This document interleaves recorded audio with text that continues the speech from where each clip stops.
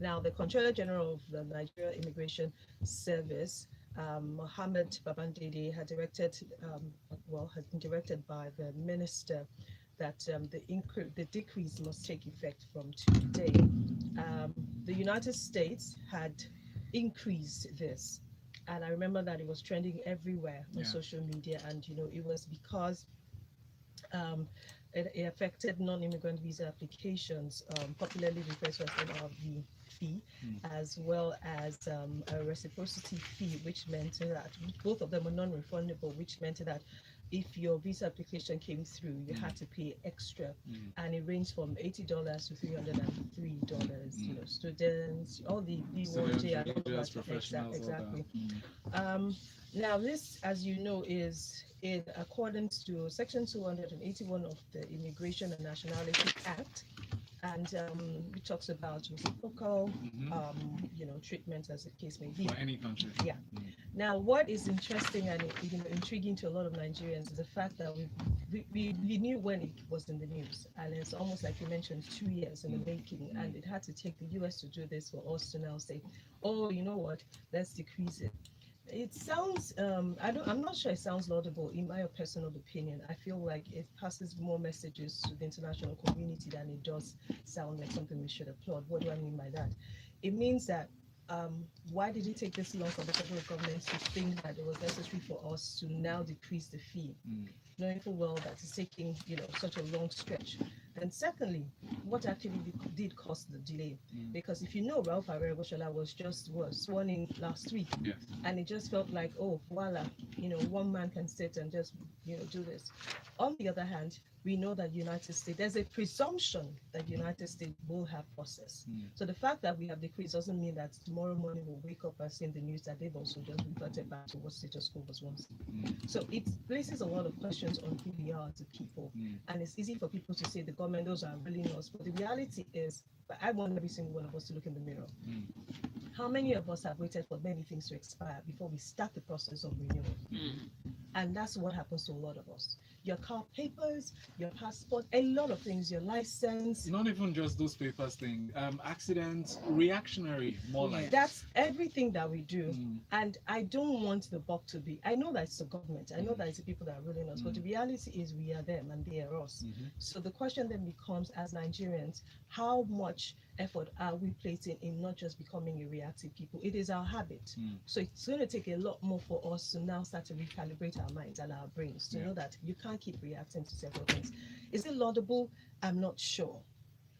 Like I mentioned, it's going to send mixed signals to the international community, to the business community, because it just feels like this man got there in a week. He just said, oh, okay, what we have been dragging for over 18 months. And then, so is it because there was an outcry by the people?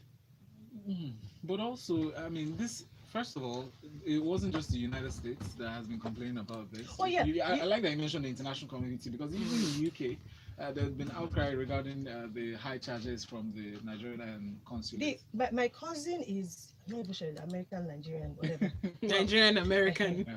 And he never had a passport, a Nigerian passport. Lived in the US all his life. 5-6 years ago, he made an attempt at coming home. And the process is so tedious. Getting a Nigerian visa. I'm not saying that this rhetoric of we even want our visa. No, there's so much there's something about personal brand and how much you believe in your country. But the reality is you can't just be hard unnecessarily. Because why are we hard? So I'm not sure I'm excited about it, especially seeing that it's something that we could have just averted a long time ago. But let's see how this goes. But Nigerians should not immediately expect that the US is going to revert. Because there's a process. They have processes. Yes. And one of the other interesting points that I noted yesterday when I saw this story was one of this, as part of the statement the Nigerian government, isn't the Ministry of Interior? What are their functions? But let's move on to this next story from Premium Times. Nigerian government accuses El-Zakzaky of planning Iranian-type revolution in Nigeria. In the case stemmed from the arrest of the leader of the IMN, the Islamic Movement of Nigeria, Mr. El-Zakzaky, and his wife, Zina, had been in detention for close to 5 years now, over 4 years, since 2015 December, after soldiers clamped down on the IMF members, killing over 300 of them. And a new wave, based on the court processes, they are accusing Ibrahim El-Zakzaky of being sponsored by Iran to replicate a 1979 violent revolution that led to the forceful takeover of power in the country in Nigeria. Your thoughts on this, Nnamdi? Okay, so I just want to say first and foremost, I'm a lawyer and I have to be very respectful of some of our ethics and practices, one of which is to limit comment on matters that are subject to the judicial authority and that are sub judice. Are you a lawyer? By association.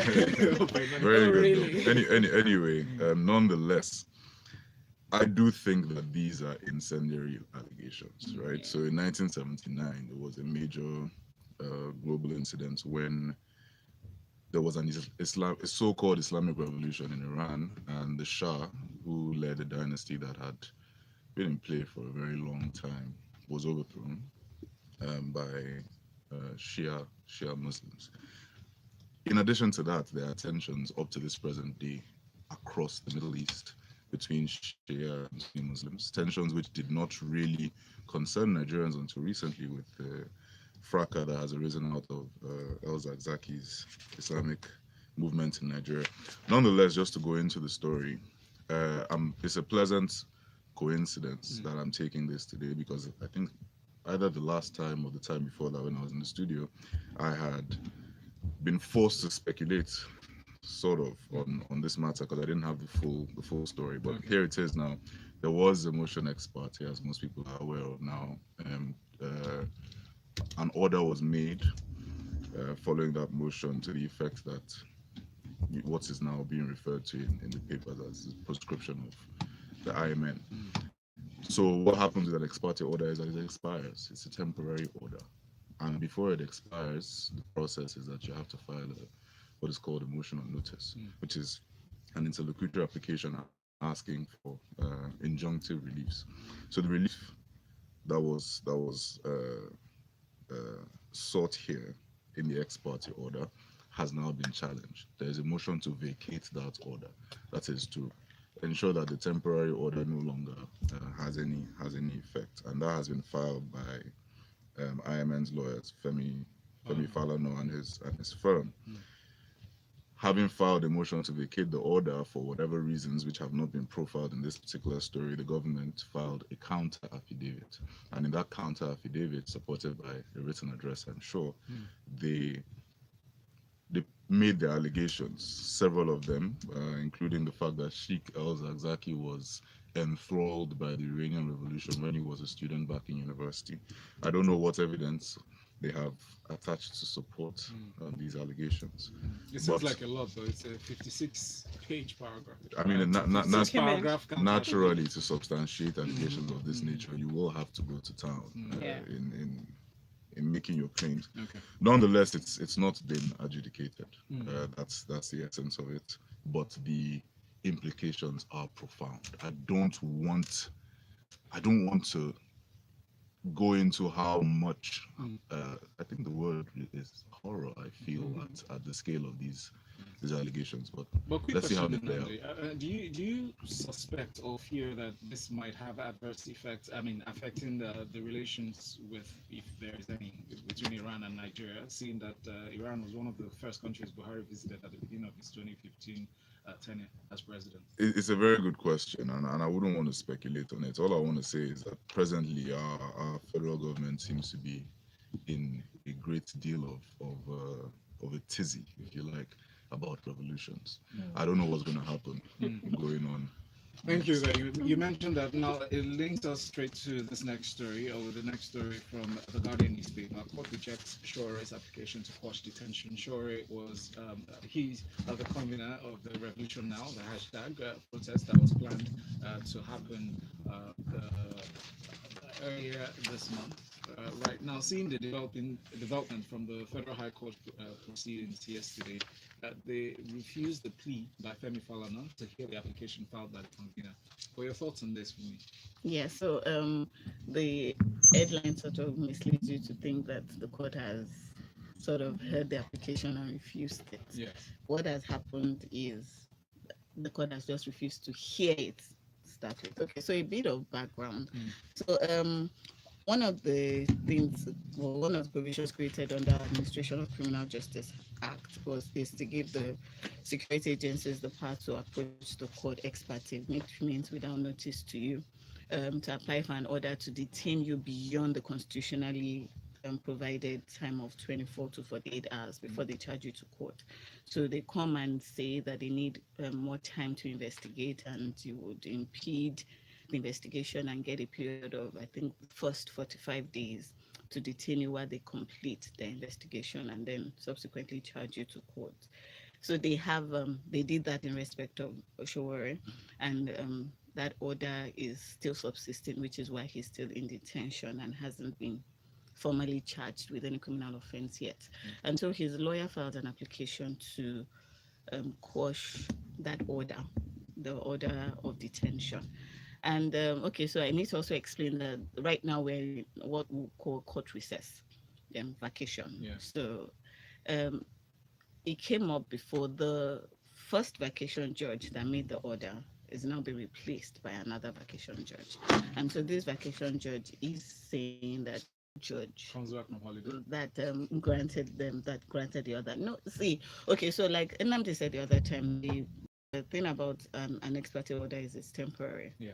So there is been a date fixed after the order was made, which is the 21st of September. What Femi Falana was trying to do was file an application in order to get the man out before the completion of the 45 days. So it's not an order that keeps him there perpetually, so to speak. There is a return date, but he just wanted it to be heard. To be out before the Yes, return heard date. earlier before the return date and before the 45 days. So it's what it is.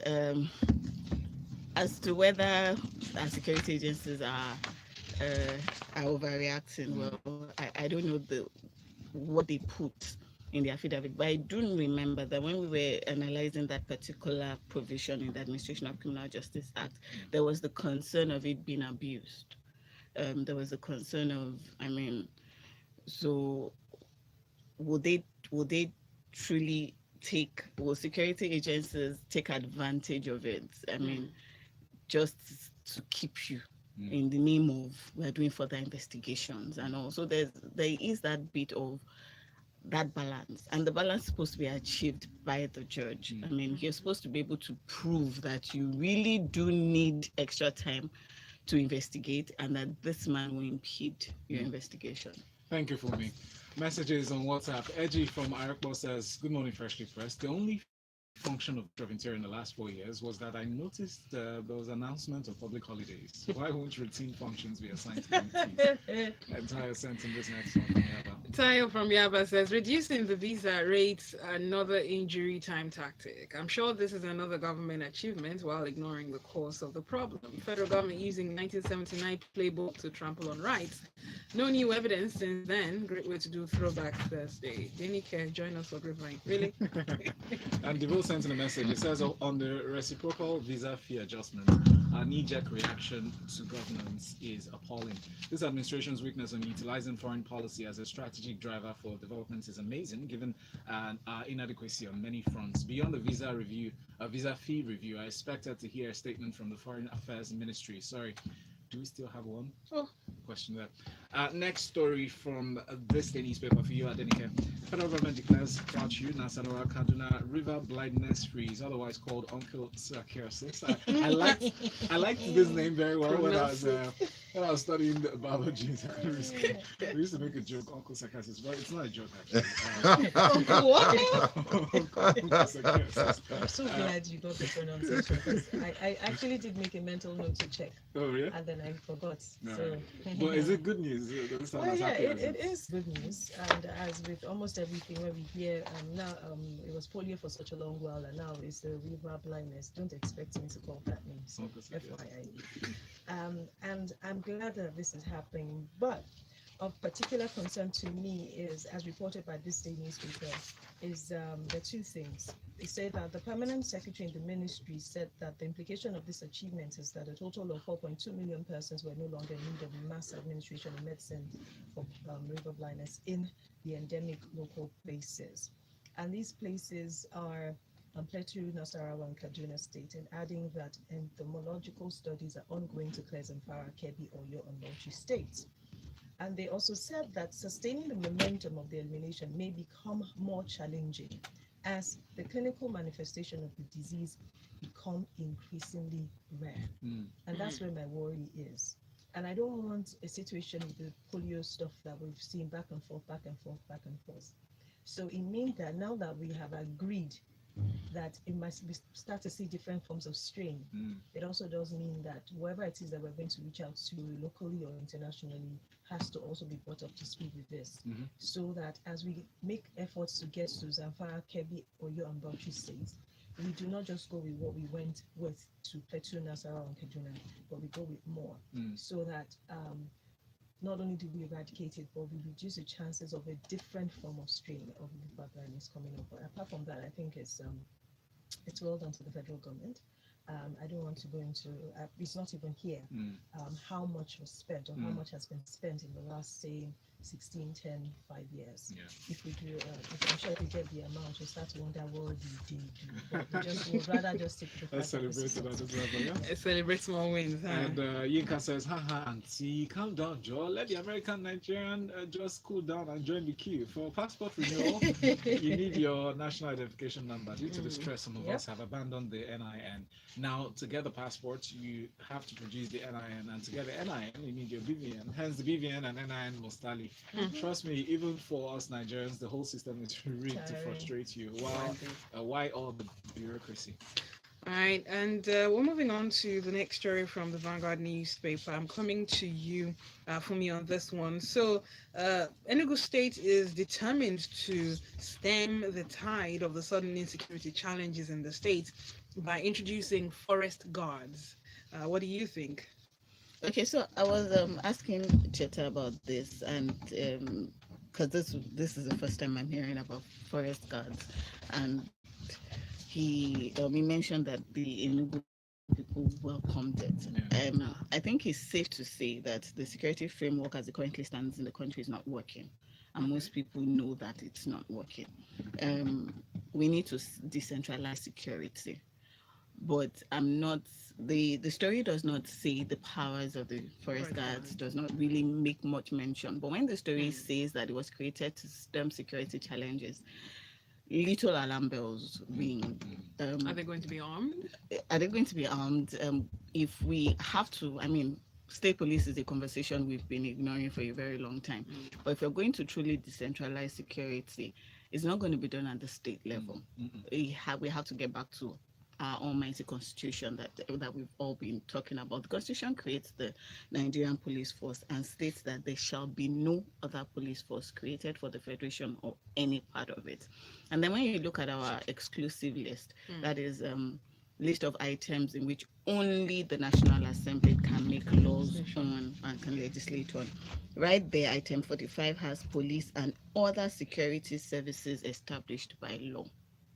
So while I don't have the story does not have really the scope of activities of the forest guards, but if it's to check, we're saying it's that it's an answer to the security challenges faced by that state, there's a bit of, we do know we have a problem with security, and we have to get our security services at the federal level are overstretched. They can't handle what is happening, and I'm one for. I mean, the police has tried different things, community policing, what have you. I'm one for the conversation of state police. I support state police, but it's not going to start by each state creating its own. It has to start from the center. We have to go back to our constitution. All right, thank you. Dr. I says, hello, the visa issue. Everybody's talking about the visa. The visa issue is a typical example of how the Nigerian government functions. As Cheta said on Business Express, the arbitrary decision denotes a government by a knee-jerk reaction. Agbara text from Agbara says, okay, Oh, that's yeah. a special message. Thanks, Tex. MI says our village chief described this very aptly as a government by knee-jerk. From the United States press release, they're still talking about the visa issue. They have deployed moral suasion for 18 months. Our lack of process and deep thinking is profound, and that's me putting it very politely. All right. Moving on to the Punch newspaper, I'll come to you, Adenike, for this one. So the ICPC, that's Independent Corrupt Practices and Other Related Offences Commission, said it has freed 14 females locked in a room during a raid on an Abuja house allegedly owned by the National Coordinator of the Federal Civil Service Staff with Disabilities and Multi-Purpose Cooperative Society. Wow, that's a mouthful. Alhaji Ilyasu Abdurraouf. Okay, so the statement from the spokeswoman for the commission said that the raid was part of an investigation into an alleged involvement of the said person, Alhaji Ilyasu Abdurraouf, in a 1.7 billion naira fraud. And she said that ICPC had sought a court order to remand the suspect in custody while the investigation continued into his activities. And they had requested a senior magistrate court to grant an order for the remand of the said person in prison over this said involvement.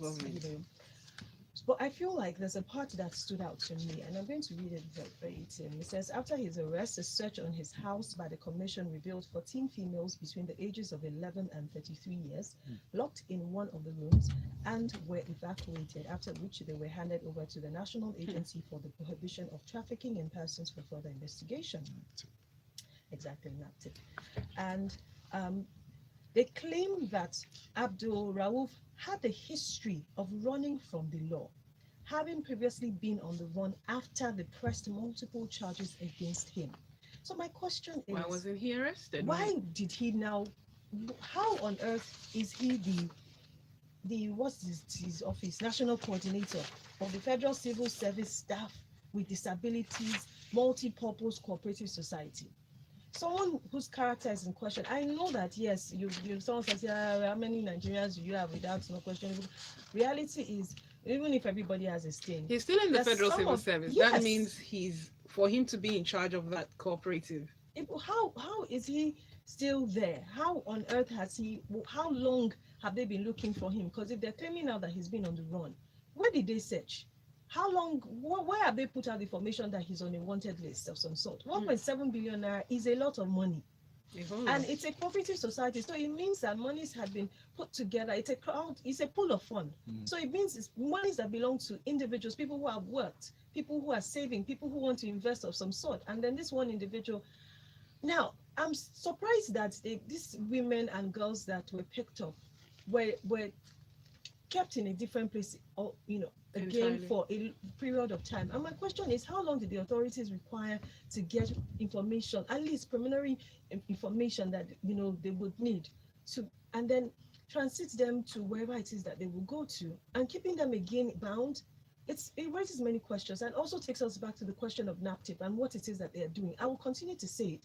When I was younger, there used to be this drama on NTA about NAPTIP, and I remember Tinamba used to be there, and it was about trafficking, and it was so apt, and it hit home for every single person who will watch it. I do not see what NAPTIP is doing. I don't know what they're doing. I don't know how much Could it be? So there might not be a lot of information out there. I don't know how much money they have, and they might not be able to sponsor a lot of Public service stuff that they do. But trust me, NAPTIP is one of the government agencies that Has been very functional. Very to be honest. extremely The question functional. is, in what percentage? In what percentage? I'm not disputing, because I've met people who have come back and they're rescued by NAPTIP. But the reality about it is there are many more that NAPTIP is not able to reach. And if we're going to have to reach the government through NAPTIP, then we have to do it. They are not doing what they should do.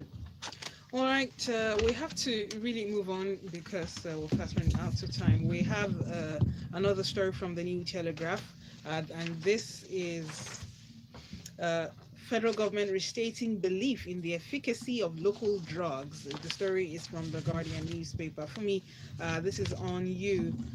Well, the Minister of State for Health is saying that, like some Asian countries, Nigeria may have to depend on local medication in its quest for safe and effective drugs. Yes, this is our self-sufficiency thing.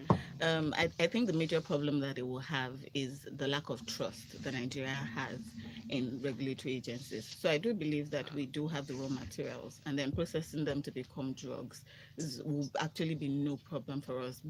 Well, if you remove the regular problems of running a business, manufacturing and running a business in Nigeria. And safety. But aside from that, Nigerians, if you give them a choice, we take foreign drugs because we believe in the checks and balances in those countries. We believe that if the FDA has certified a drug in the US, it went through the proper test and it is relatively safe. I'm not sure any Nigerian puts that much trust in NAFDAC or the Ministry of Health or any other. I mean, we even have people will tell you that they have specific pharmacies that they would enter into to even buy drugs because, apart from our usual problem of the running a business and a manufacturing business at that in Nigeria, there's also the problem of lack of trust in our regulatory agencies. I would not trust a drug just because there's a NAFDAC number on it. The corruption has eaten deep into our system, and so we suspect any and everything Nigerian. So in order to be able to achieve this, we also need to work on that while also working on our business, the business angle. All right, let's take just one more message and then. All right, we have this one from Chris. Chris says, "Spare your breath, please. If you start asking how this guy kept the girls in his house, is how he's in public service, you'll have a handful. So many of such dubious people populate the present government." That's what Chris says. Yaba says, Tayo from Yaba says, "In my thoughts, security has failed. News making rounds has some other reports related to this. Adenike, please don't be angry, but wait for grapevine." Thank you, gentlemen. Nnamdi, apologies, we can't touch the stories for lack of time. Two stories cut. Two stories cut. Yeah, so out you guys. But check out the headlines. It's a revolution. There's none. All, absolutely none. Well, special thanks to Nnamdi Oke on that's his name on Twitter as well. Thank you. Adenike is at Adenike Oyetunde on Twitter, and Funmi is at Funmi Odudu. Thank you so much for joining us. All right, coming up next at 8:15, the grapevine. The headlines. The Thanks, stories. guys.